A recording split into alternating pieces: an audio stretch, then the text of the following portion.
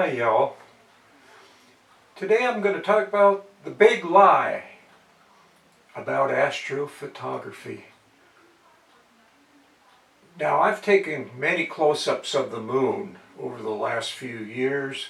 They've turned out really good and just used a tripod and a long lens. But I've never taken a picture of a section of sky with all the stars.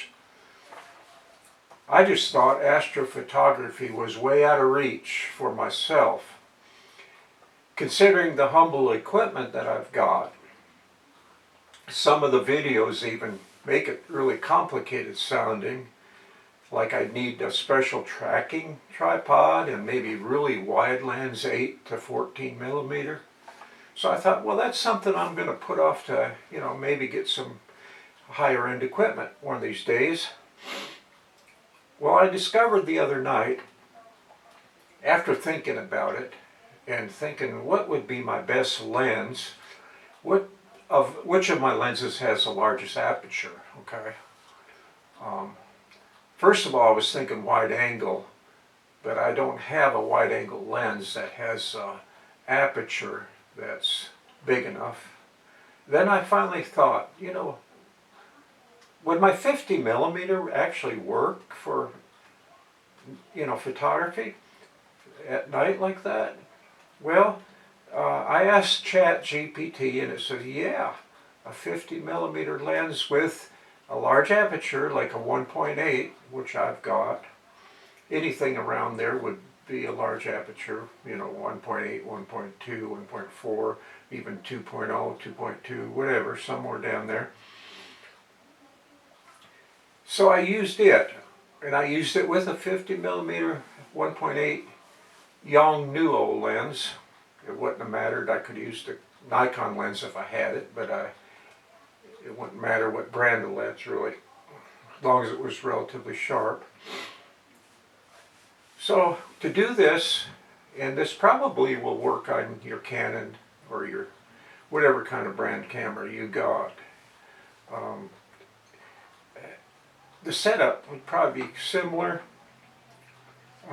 Set your camera in a manual mode. That's important. And in a manual mode, set it to infinity on that lens. So it goes as far as you can see, right? And then set that aperture at 1.8 or whatever the low aperture setting is, or the largest aperture setting, I should say. You could set it at 2.0 or 2.2 also, but I set mine down at the widest, okay, 1.8. They still look pretty sharp, I think. And open that shutter for about 5 seconds, okay? You can toy with it. You can try 4 seconds, 6 seconds, but I did mine at 5. And the ISO I set like auto, but I had parameters where I'd only go up to 1600 because on this old Nikon D5000, things get really grainy after 1600. And most of these photos were at 14 to 1600. But I didn't have to worry about it. I just had it set auto to use what it needed. And turn off VR, for vibration. Turn that off if you got that on the lens. This lens doesn't have it, so I didn't have to turn it off. And obviously you want a tripod. But what really helped too was a 2-second timer, because no matter how cool you are, when you push the Nikon's shutter, it's going to wobble the camera and the tripod, no matter how you try to do it. So if you set your 2-second timer in the camera, you can push down on it, and then 2 seconds later, everything is absolutely still. The camera takes the picture. I switched to live view because, for one, it made it a whole lot easier. This D5000 has a articulated camera, or articulated lens that comes out at the bottom, okay? And so then it was up here, and I'm taller than my tripod at full extension. So without this screen, I'd have to be looking through the lens. I'd have to get down on my hands and knees or crouched or in some kind of impossible, place. Now if you didn't have one of these, or if you don't have one of these articulated screens, then and if you have to look through the optical viewfinder for the space shot that you're looking for, you might want to get a chair or something. So it's always possible to do it. This just made it easier, put it that way. In this particular D5000 is a camera I use, the 50mm lens that I used is filming this right now, filming us. And if you can notice, there's 3 stars that are diagonally in line and spaced about evenly. At least that's what it appears from how many light years away. Incredible distance. And those are Orion's belt, okay? And they're even named, probably Greek. They're Greek to me anyway. And below those 3, there's a bright fuzzy glow, and it's the Orion Nebula.